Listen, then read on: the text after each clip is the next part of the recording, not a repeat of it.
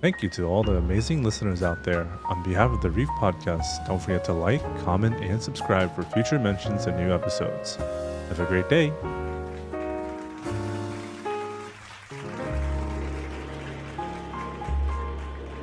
Welcome into the podcast, everybody. My name is LuisIpa, bringing y'all another edition of the Reef Podcast here with my buddy Kratos here. We have an amazing guest with us today, Kratos. It's been a few months, like since I know, right? Like we haven't been able to do much lately, man. I mean, we've been busy with lives. I mean, everyone gets really busy. But ladies and gents, please welcome the one and only Drago to the house. How you doing, Drago? Hey, how's it going? Glad to be here.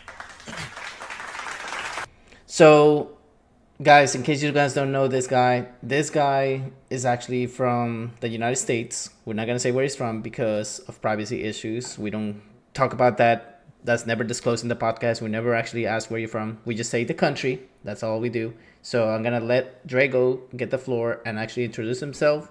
What does he do? Like as part as content creating, or like what he does as a passion as well on the side. So you have the floor, my dude. Go ahead. Hey, how's it going? As far as content, I stream every now and then. Not super consistent with it, but from time to time I will stream Tekken and a few like one-off games. Lately I've been playing a lot of Path of Exile 2, but yeah. And then I guess as far as the other side of my content, I do. Been a little less consistent lately, but I do like short videos of like highlights of my gameplay from Tekken 8. So yeah, that's the content side of it. But yeah, other than that, I just compete in fighting games as much as possible, and then just try and enjoy other gaming when I can. Mm-hmm. That's awesome. And from what when we did research on you, we heard that you have competed in a couple of the big tournaments, correct? Yes, I like to travel to the bigger tournaments and just experience it all. So what's one of the biggest tournaments out there that you're like, oh my gosh, this was like outstanding, like not just the experience, but I mean just to like see this in person. Like what is like one of the biggest tournaments you've been to? So I guess technically the biggest tournament I've been to is Evo in Vegas. That was definitely an experience. I wouldn't say it was my greatest experience just because of the stipulations that kind of occurred. There was the whole CrowdStrike thing going on the same like day that I was flying out there. So technically because of that, I got disqualified from the tournament.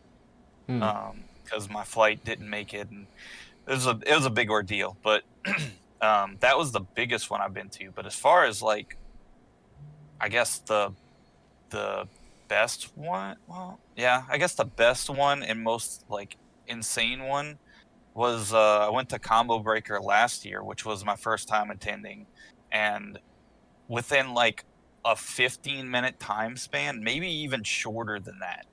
I had just gotten knocked out of the tournament. I had made it out of pools, so I was pretty excited about that. But just got knocked out. I was kind of feeling a little bummed, but Rick in the community, guy in green, he was like, "Yo, you want me to go like find Harada or somebody so we can get a picture?"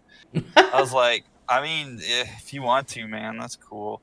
We literally like ran into Harada, got a photo with him, and then within 15 minutes of that, ran into Ed Boon, the creator of Mortal Kombat. So I was like, what just happened? So I mean, your day went from like a little upset to like, oh my gosh, this was an amazing experience. Dude, I was it was Mortal Kombat is my favorite fighting game of all time, my favorite franchise. Like I grew up just like Mortal Kombat. The first 1995 movie is my favorite movie of all time. Mm-hmm. So that was the first time I met Ed Boon, and he's basically like my childhood hero. So let me ask you. So yeah, it was pretty awesome. Let me ask you this though: was he a troll like he is on Twitter? No, he is actually very straightforward and genuine. He's definitely no sign of trolling like he does on Twitter. That would have been a question I would actually ask him if I actually ever get him here. But I'm letting you know ahead of time right now that if we ever do get him as a guest here, we want to invite you to actually be part of us, like, when we actually talk to him. Oh goodness, I would absolutely love that. Because we had before, like, sometimes we had guests, like, like we had the voice actor for a Call of Duty character, and we literally brought an extra person to the podcast so that way they can actually talk to them in person. Oh, that's amazing. Yeah, so we always try to involve like the community first before, like, ourselves. Like, we try to, like, this is the main concept and subject of the podcast, is that it's not about us, but it's about the guests that we bring in and the fact that we interview them and promote their, like, what they bring to the table. Yeah, I get that. But yeah, Combo Breaker was super awesome. I always attend CEO, like, because I think it's probably my favorite major to attend to now. I've been going since like 2016, so every year I usually drive out there and just participate. The environment's awesome. And I guess the one other one that I can think of, which it's not around anymore, sadly, but KIT, Kumite in Tennessee, I want to say it was either, I think 2017 or 2018, maybe 2017, but I was competing in MKX and I was cosplaying as Ermac. And my favorite pro player, Big D, who actually now works for NetherRealm Studios, he was going to be there competing as well.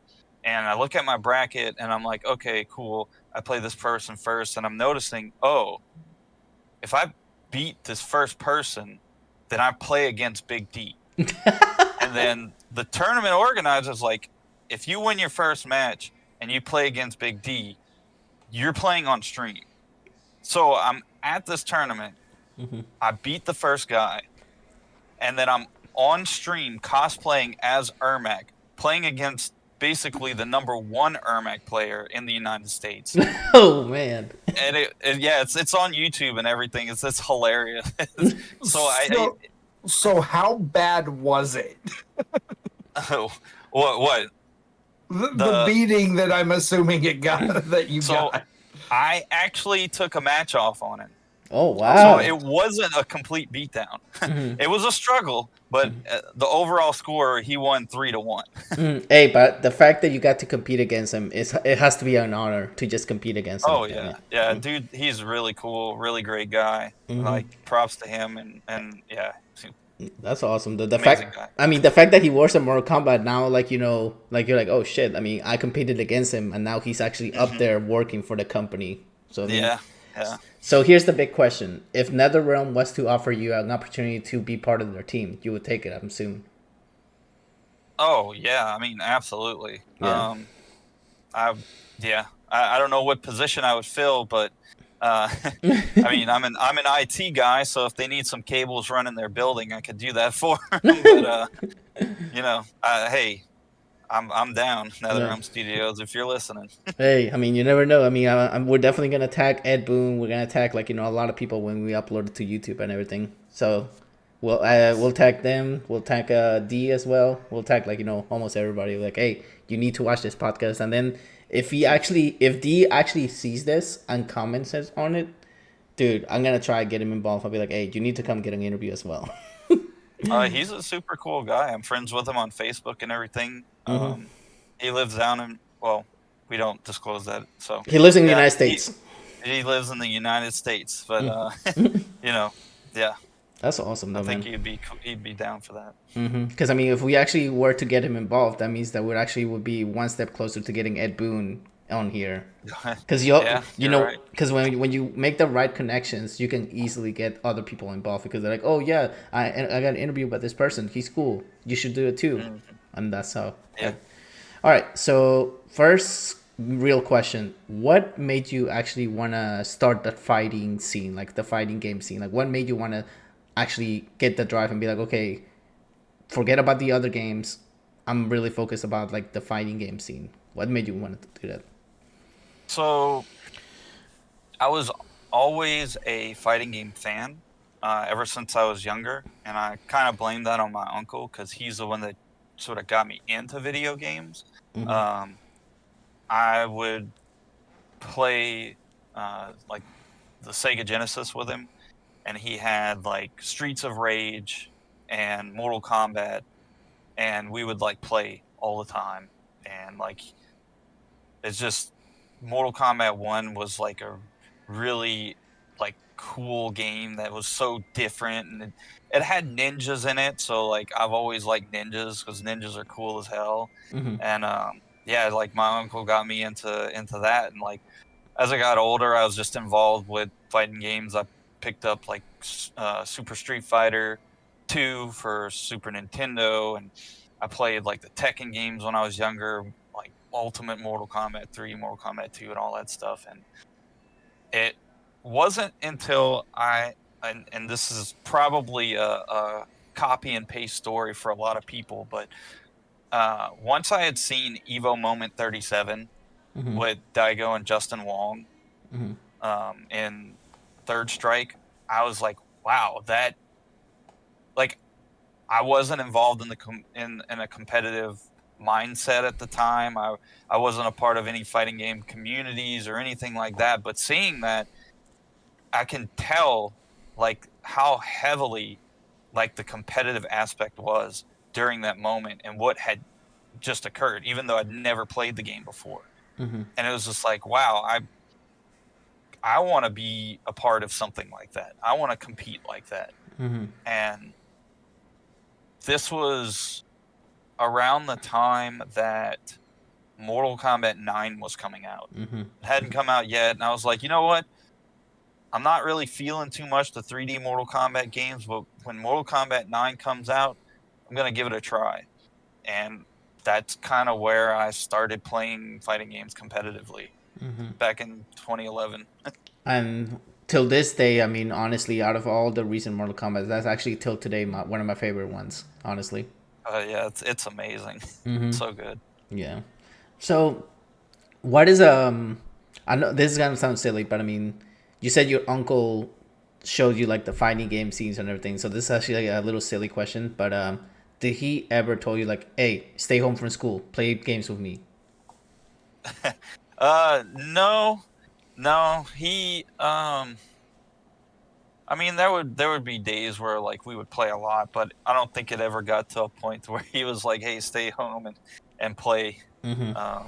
So The reason why I said that is because with me, my dad actually told me pretend to be sick so you can play Pilot Wings with me every day, and literally like he'll Well, just call your dad out, dude. and oh no. and literally like I would actually stay, and when I tell you he wanted perfection, like even when Wow. if I literally made it to half of the game and I made a 99 out of 100 on Pilot Wings, he would reset my game and tell me start over. Oh goodness. Now the man cheats and goes against me. Just use Game Shark like everybody else did back then. Another thing too, when I did play Mortal Kombat back in the day, the first one I played was 2, but I mean I remember seeing 1, but I mean I couldn't get it. So 2 I did ask like I had to ask like my older cousins like hey, can you get this game for me? I mean I can't get it because I'm a kid and everything. Yeah, sure. Let's get it. But yeah. every time I would play it, I kid you not, because I was a kid, I would have nightmares of Mortal Kombat just because of the spine. Yeah, the spine rip, everything. I was like, oh my gosh, this is too much. You're the second person I think in the week to say that. Like they had nightmares about Mortal Kombat. I feel like at this point I'm the only one that never did. I'm trying to figure it out because, like, I grew up watching Nightmare on Elm Street movies. And so, of course, playing Mortal Kombat kind of went hand in hand with that. Yeah. And I laughed at the Nightmare Before Elm Street movie. So I'm trying to figure out how people had nightmares over a video game. Well, I mean, when you think that you actually are that... this is how I visualize video games. I don't know if you guys do, but when I actually play video games, I dive myself to be that character. So that's how it is for me. Like, I'm like, okay, I'm Sub-Zero. I'm basically climbing the tournament to go and fight Shao Kahn at the end. And I was only a kid back then, so I didn't think that, like, I was actually terrified. I was like, oh my gosh, that spine just got ripped off. Oh my gosh, like, that's scary. Baraka was pretty ugly back then. So, And then Melina, don't forget about Melina. Oh, yeah. All right. So, Nightmare, you had a question? Yes. You mentioned your favorite movie of all time being the original 1995 Mortal Kombat. Yes. What was your first thoughts before any of the trailers when they announced the remake that just came out not too long ago? So I was excited because I've been wanting them to have like a remake. Well, not even a remake. Like, well, you know what? Yeah, actually a remake. And I was super excited. I was like, oh man, finally they're gonna do it justice. Like they're gonna like have all kind of really awesome fight scenes and there's gonna be like really good effects going on. They're gonna have a cool cast of characters, good actors. This is gonna be great. So I was stoked. And were you satisfied with the results? I was not. Really? I wasn't extremely disappointed, but I was very disappointed. I guarantee, like, still to this day, the trailer for that movie could sell me on watching it again. It was so good. Like, everything that happened in that trailer, like, the point in which Sub-Zero cuts Scorpion and freezes his blood and then stabs him with it was the coolest thing I had seen in a long time. And I was like, oh my God, this is going to be the greatest movie ever. They're going to be rid of the awful Mortal Kombat Annihilation movie. They won't have to think about it ever again. And this is going to be awesome. And then they were like, oh yeah, here's Cole Young. And I was like, what? What is... Who? Yes. Thank you. And, man, I could go on and on about why this movie was bad, but like, they didn't need Cole Young. They didn't need to explain their powers. And the fact that our main character, Cole Young, literally lost every single fight that he was in throughout the whole movie, but then beats Goro in a horror movie setting with plot armor, a 9-time reigning Mortal Kombat champion. Makes absolutely no sense to me. And not just like figurative, literal plot armor. Yes, literal plot armor. And then like literally after beating Goro, proceeds to go and fight Melina and start losing to her. And Sonya, who has no powers at this point, spoiler alert to anybody, but she kills Kano. And like half this movie was people trying to figure out how to use their powers. She's just like, oh yeah, I know how to use my powers. Comes in and kills Melina. And it's like what? Like there was where does this make sense? like there was no build up for it. That's the thing. No, there was no. So we don't press on to this one subject because I could go on and on. The only other thing that really like bugged me about the movie was the fact that this is a fighting game adaptation into a live action movie. Fighting game, keywords. At one point, there was like 5 fights all happening at the same time. There was no focus on the fights. Like, why are you basically making a montage and jumping between fights when people just want to have a focus on each fight? Because that's what it's supposed to be. And now and now they're making a sequel to it too. Yeah. The sequel better do some justice and bring Scorpion in, not just 5 minutes at the beginning and 5 minutes at the end. That's all Scorpion got. Yeah, no. That made me upset. That worries me about like if they're actually gonna do a live action Tekken movie. Like, oh my gosh. Well, who they already did. It was terrible. No, but I'm saying like a remake of it. Like, they could do a remake. Look, the only thing that I have seen live action from a video game adaptation from any kind of like fighting style, Twisted Metal. Twisted Metal actually looks good. Oh, the series? I saw it, but I never actually watched it. The series is pretty good. I do give props to my co-host here because the series was actually really, really good. They have it on Peacock, and it's really... Season 2's coming out this summer. And I saw the trailer for that. I'm excited. It looks really promising. But back to Mortal Kombat. I mean, yeah, the movie. I think the movie was okay, but the thing that really excited me about the new things that Mortal Kombat is coming out is that those animated movies about each character, like the Scorpion's Revenge. Oh yeah, those are, dude. Those were pretty cool. Yeah. I haven't watched But Johnny. see, you can do more with the animated. I haven't watched the Johnny Cage one, but so many people told me, dude, you need to watch it.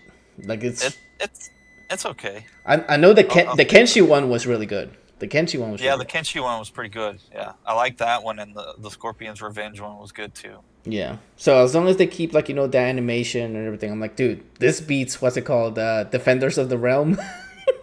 Oh, that one was tough to deal with. Yeah, and when you mentioned Annihilation, I almost wanted to stop you and be like, we don't talk about that movie. That movie does not We don't talk exist. about it. You I made my went from kids- 100 to 0. I made my kids watch that, and my youngest is yet to fully watch it, but the original Super Mario Brothers movie, the live action.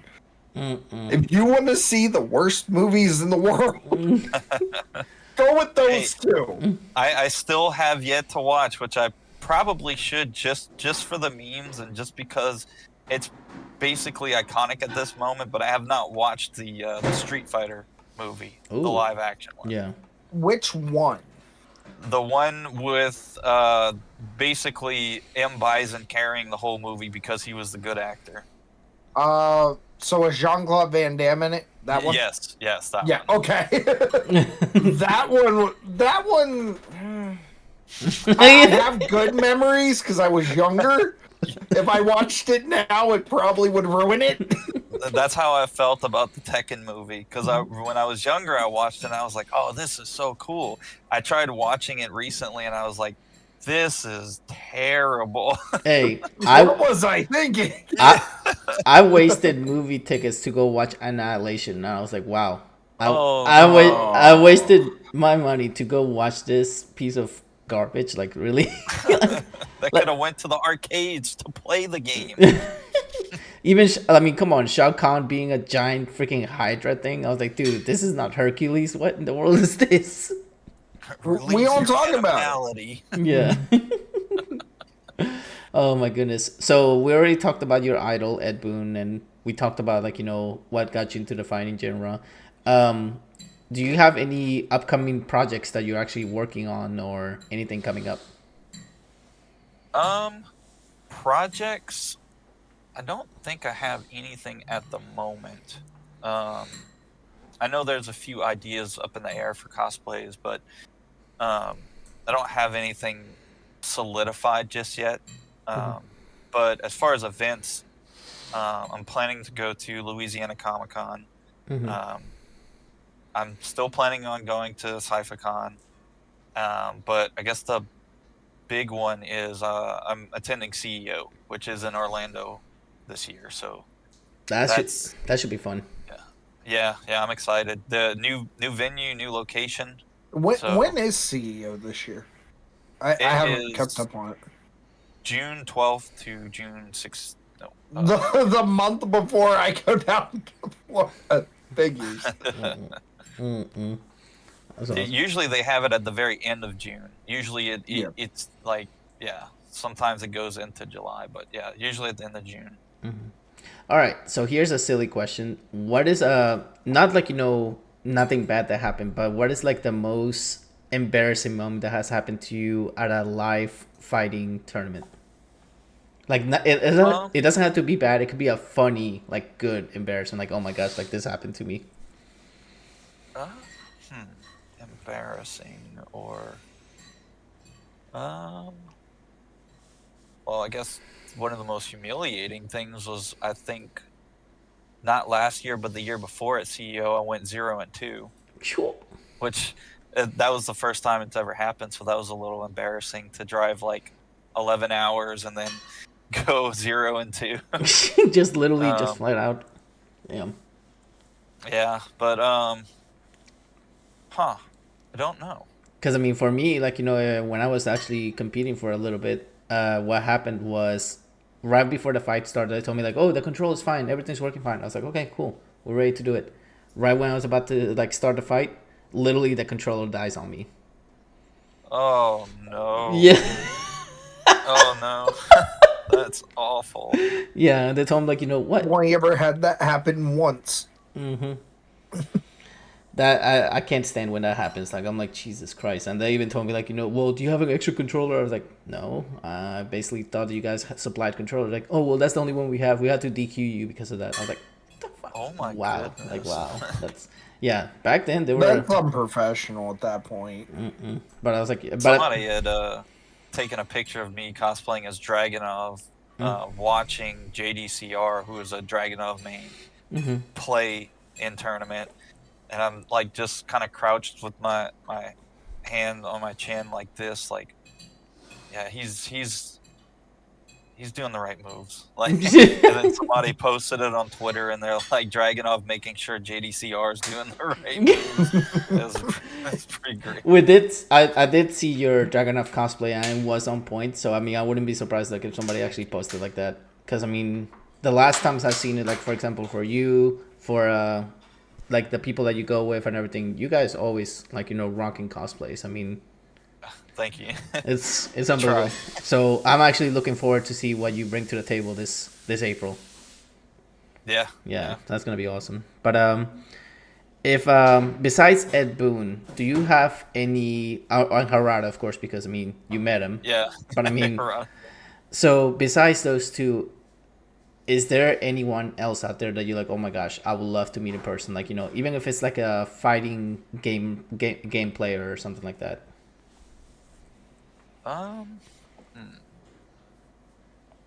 not sure because I got to meet Speed Kicks, which he was like, as far as Tekken's concerned, he was like my number one, like pro player that I kind of looked up to and wanted to meet, and I got to meet him at CEO a while back, and we were at the club, so I bought him a drink, and we were just like talking for a bit and stuff, so that was pretty cool. And then I met him this past year again and got a picture with him while I was cosplaying Dragonov. But What about Sonic Fox? Sonic Fox is cool, but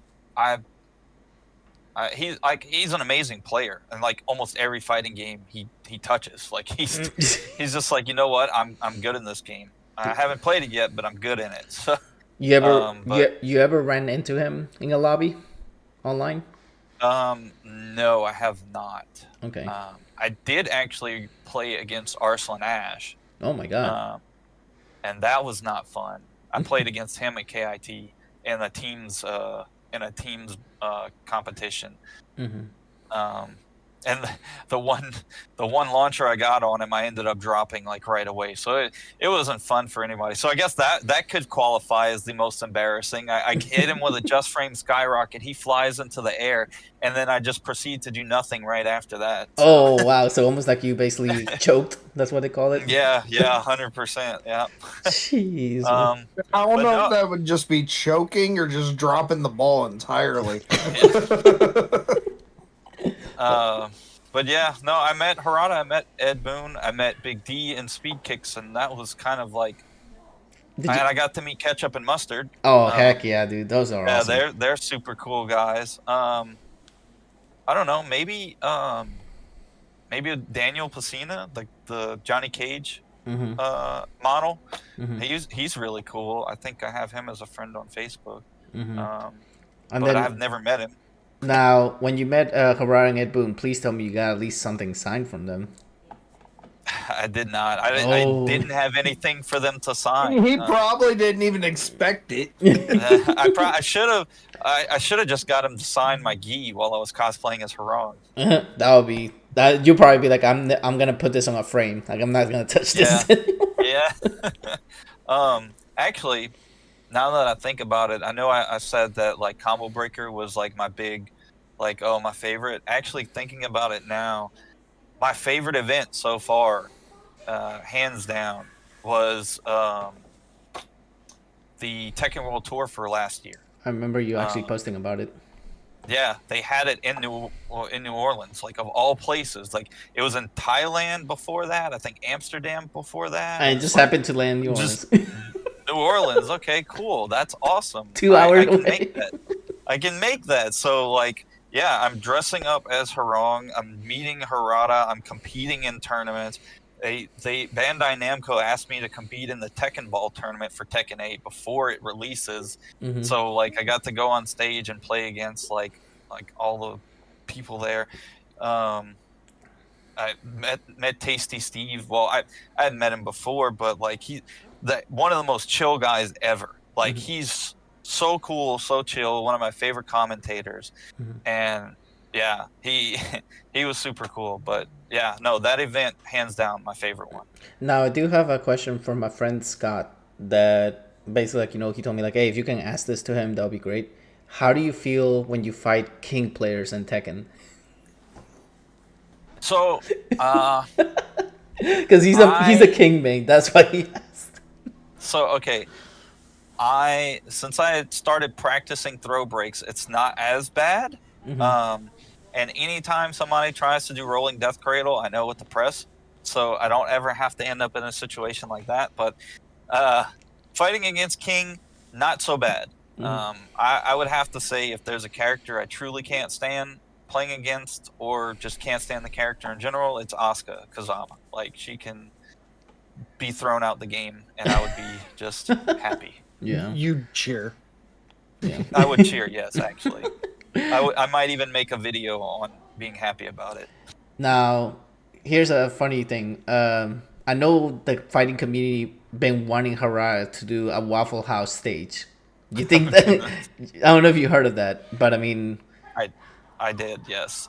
So and I don't know if this is true or if maybe I just read it somewhere, but I think Harada said he would be down to do it, but he would need to reach out to the Waffle House company to see if they would be willing to do it. And he was actually asking about the history and why they would need to like put that as a setting, as a stage in the game, because he didn't know the history behind it. dude, if Tekken ever allows it that you can throw stuff from like the stage, kind of like MK4. I mean, come on, who wants to throw a freaking pen across the stage and literally grab something like that and just literally throw it to the enemy? I mean, I miss those days, dude. That's one thing I like about MK4.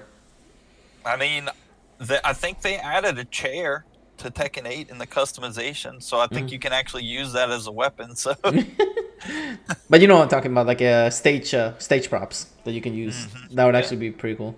All right, what you got, Nightmare? Okay. So I know we've taken a lot of time talking about Tekken and Mortal Kombat. Is there any other non-fighting games that you enjoy playing? yeah, I actually enjoy a lot of first-person shooters. So for a long time, I played a lot of Apex Legends. I played a lot of Rainbow Six Siege. I did play a ton of like the DayZ mods, Rust. I played through the campaign for Doom. Doom 2016 was amazing. Doom 2 was amazing. But I used to play a lot of Time Splitters. I'm actually not super big on Counter-Strike, oddly enough. I'm terrible at the game. But yeah, I played through the campaign in Titanfall. Fantastic campaign, wonderful game. But yeah, and oddly enough, because apparently I hate myself, I play a lot of Escape from Tarkov. Oh my gosh! Hey, that game is evil because you die in that game, you lose everything you basically have. Yep. It doesn't matter how geared you are, too. You could be geared to the teeth, and you get right into a raid, and then you just get one tapped, and it's like, all right, I'll go back to the lobby. Now, following the first-person shooter genre, did you ever broke a keyboard or a controller in your life? It doesn't have to be. It doesn't have to be FPS. It can be fighting games too. Okay, fighting games, yes, 100%. Name one person that hasn't. So I play on pad. I would not do this to a stick if I had one, or I did make my own hitbox, so I have that on display at work on my office desk. But Yeah, no, I was playing ranked in Tekken, and my controller just repeatedly in certain situations, like I would input something and it just wouldn't come out, and there like this happened on like I think 2 of my promotion matches. So I proceeded to just take my controller, I walked outside, and I slammed it into the driveway. And I was like, all right, I'm going to buy a new controller. If I need a that break. if that ever happens, you need to let me know because I'll help you get a good deal on one. All right. I dare not do it with my new controller because it's custom made, so that way my top trigger buttons and bumpers they all click, so there's no like pullback on them, so I get like instant responses. So it costs a little bit of money, so I dare not.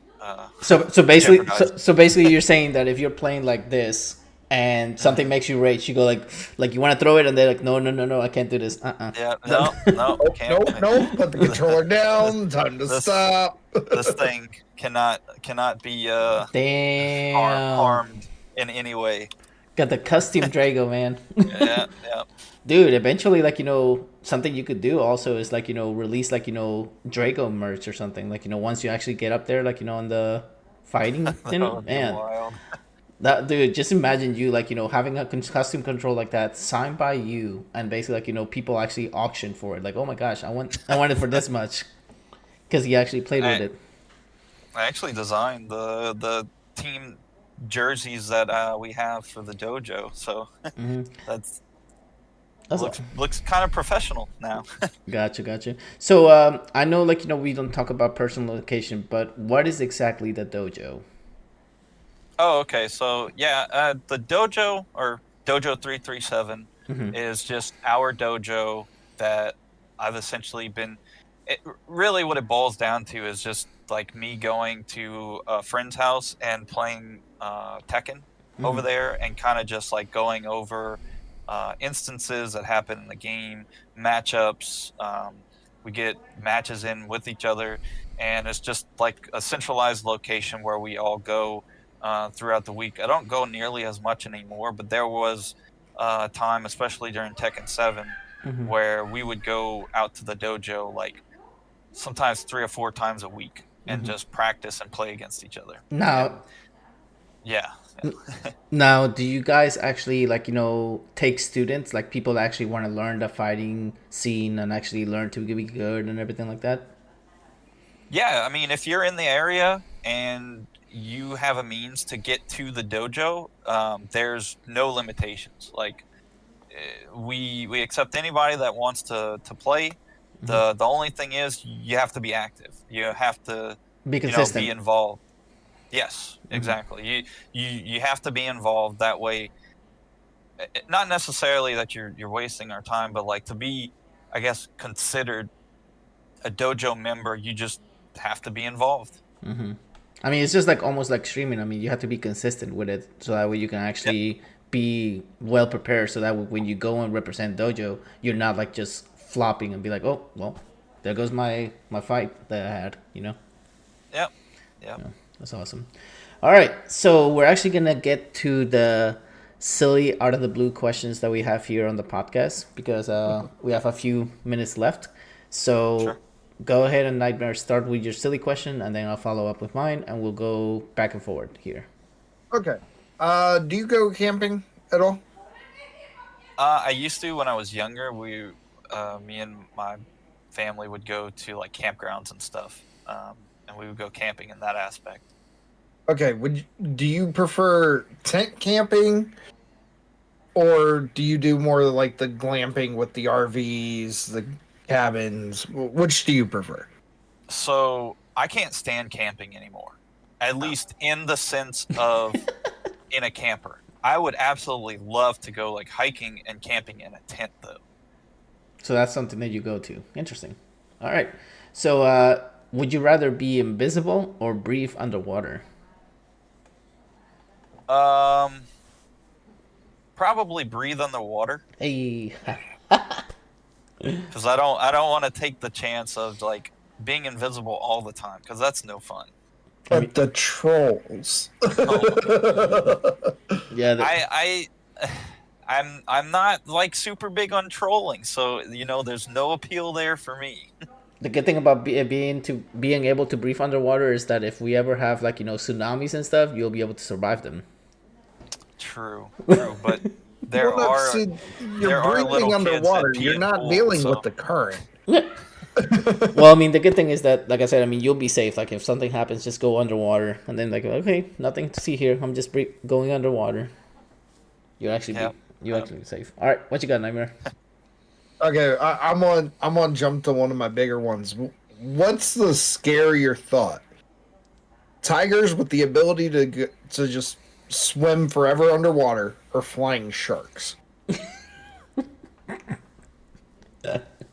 Oh my god. That's tough. That's I feel like I could just punch a shark in the nose. But then again, like tigers, like them being underwater and me not knowing, that seems pretty terrifying.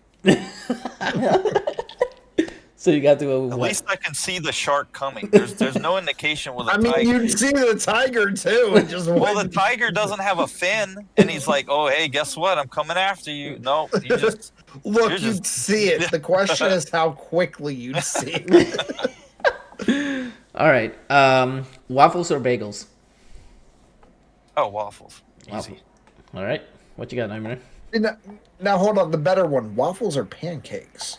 Oh, we went up on me. That is kind of tough. I do like pancakes, but waffles have syrup traps, so I don't. Maybe you know what? Probably pancakes. I'm gonna go with pancakes. All right. Here's a tough one: Sub-Zero or Scorpion? That is not a tough one. Sub-Zero all day, every day. Damn. But even more so, Ermac over both of them. Oh, Original Sub-Zero or his brother? Oh, wow. Original Sub-Zero, because I like that he's a total badass and pretty much evil. So. And he's evil all the time. He's never good. Even on the new timeline, he's still evil. All right, here's a funny one. Train under Borracho or train under Madame Bo? Madame Bo. I can't stand Borracho, so I would choose Madame Bo. You know she's coming, right? The freaking. Oh yeah, I seen the. I didn't see the trailer yet. I need to check it out, but I saw the post. I was like, good God, they're bringing her here. Jesus. All right, what you got, Nightmare? Chicken wings or pizza? Ooh, chicken wings. Yes, cool. All right, but see, you got to worry about the controller at that point. Oh yeah. Right. All right. Pineapples on pizza, yes or no? Hey, let's go. No. All about the toppings.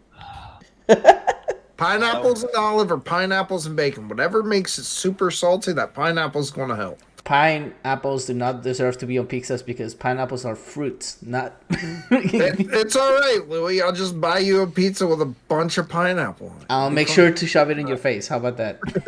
Like, eat it. You want to eat it? Here. Eat it. All right. What you got? All right. I'm running out of them here. The ability to fly or the ability to teleport? Ooh, that's a good one. I personally like teleport. It's like, okay, Drago, see you in 5 minutes. Shoot. That does sound really convenient. But what if I need to bring stuff somewhere? Does it go with me? Oh, dude, yeah.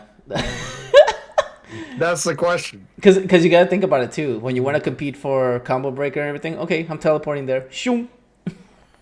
And then come back home. You don't even have to pack. You just basically go, compete, go back home. So, yeah, I think I'll go with teleporting because I'm afraid of heights. So, flying might not be my forte. That's why you actually drive to the things. I see it now. Especially now. I don't. Oh, dude, I don't too many. After that crowd strike, I'm a little nervous about flying in July. But I'm still doing it because it's still quicker than driving. Oh yeah, I drove to Combo Breaker, and I tell you, I'd never want to do it again. 17-hour drive straight. No thanks. So you're definitely flying next time. Yeah, hopefully in the next year or so, whenever they decide that they want to keep the planes in the air. Yeah, dude. And the fact that they said, "Oh, we're actually short staff on the communication tower," I'm like, dude, how are you short staffed? Like, what in the world? Not what you want to be short staffed. It's federal. The federal hiring freeze was short staffed them. All right. So here's a interesting question. You're actually on the woods. You don't have no weapons, nothing. Like, you're actually just by yourself. Like, they drop you off.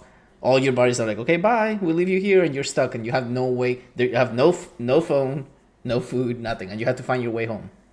You're on the way. Okay. You're on the path home. You have two choices: left path or right path. If you go to the left path, you're gonna face a bear-sized goose. Okay, before you actually get home. If you face the right path, you face 100 goose-sized bears. Which one do you choose? That's tough because geese in general are pretty fearsome. You're not wrong.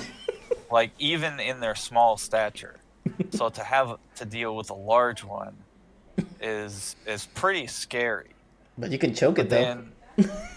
And geese can get pretty big on their own. So, like, having to fight 100 geese-sized bears, that doesn't sound fun either. That's 200 claws after you, basically. That's a lot of claws.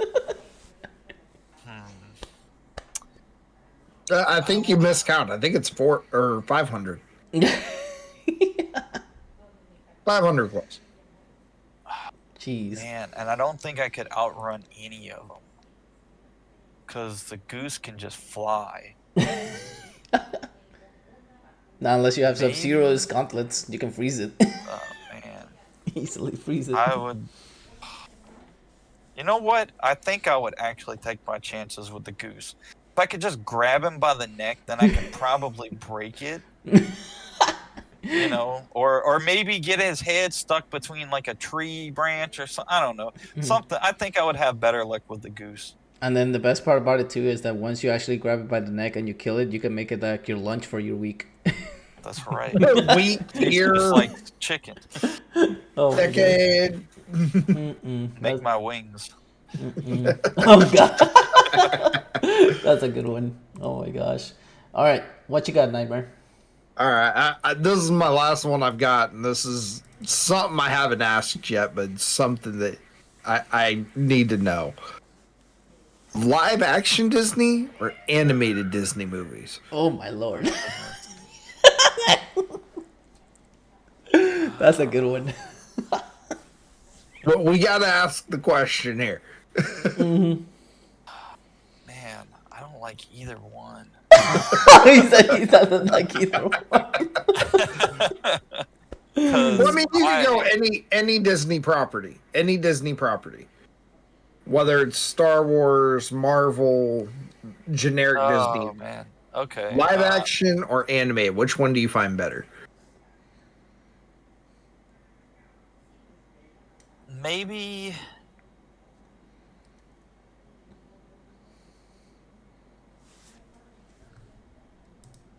Man, I don't think I was very privy to the animated, like any of the animated Disney movies, even though I've pretty much seen all of them. I hated all the singing. But probably live action I'd go with. Because it's hard to figure it out because the live action just looks so wrong when you grow up with animated. but then the animated, like you said, has all the singing, so it's like, what's worse? You're right. All right, so here comes the final question that Nightmare was talking about. All right, so you eat cereal, right, in the morning? Sometimes. Okay. Sometimes. Do you pour the cereal first and then the milk, or the milk first and then the cereal? Come on, I'm not an animal. I pour the cereal first. Well, I guess I'm an animal then. Oh man, I can't believe you. If you would have been with a person that we had here. His name is Cynical. We interviewed him, and he literally threw a tantrum because I said that. He's like, "You're not one of those psychopaths, are you?" I was like, Do you push your cereal down after? What is wrong with you? It's like clip. Go in and watch the clip. I'm telling you, like, my cereal is sitting on top of the milk. I need to push it in. but yeah, they made a clip of that, and I was like, oh my goodness, this is too funny. This is too great. Hold on, I got the answer to this one.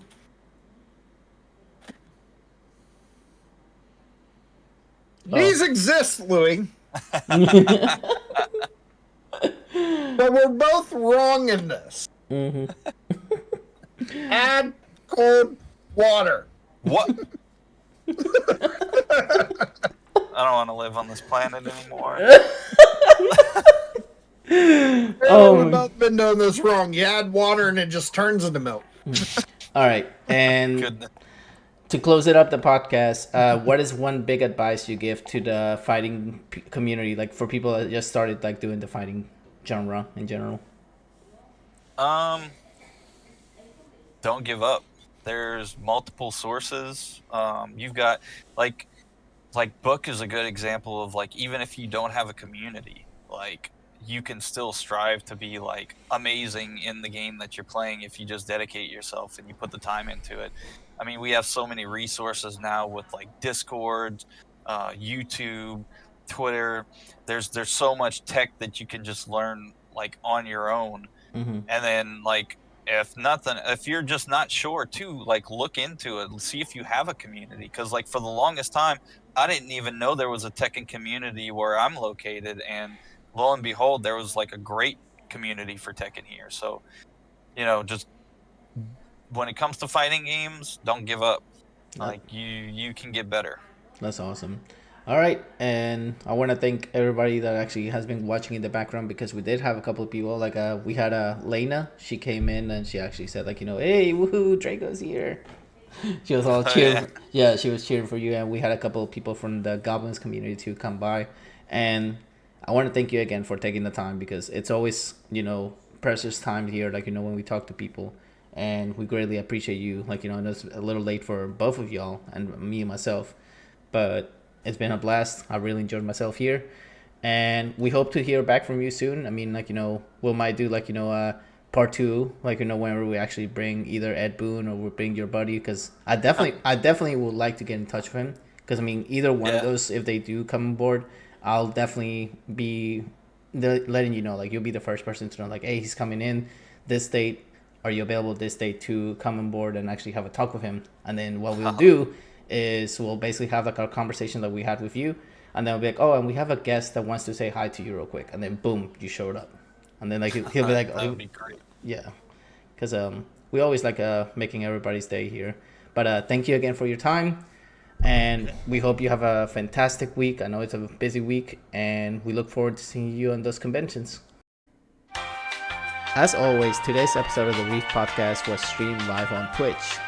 If you could not make it to the live stream of the podcast, you can always listen to it on Spotify, Apple Podcasts, YouTube, and iHeart Radio. Thanks for listening. See you next time.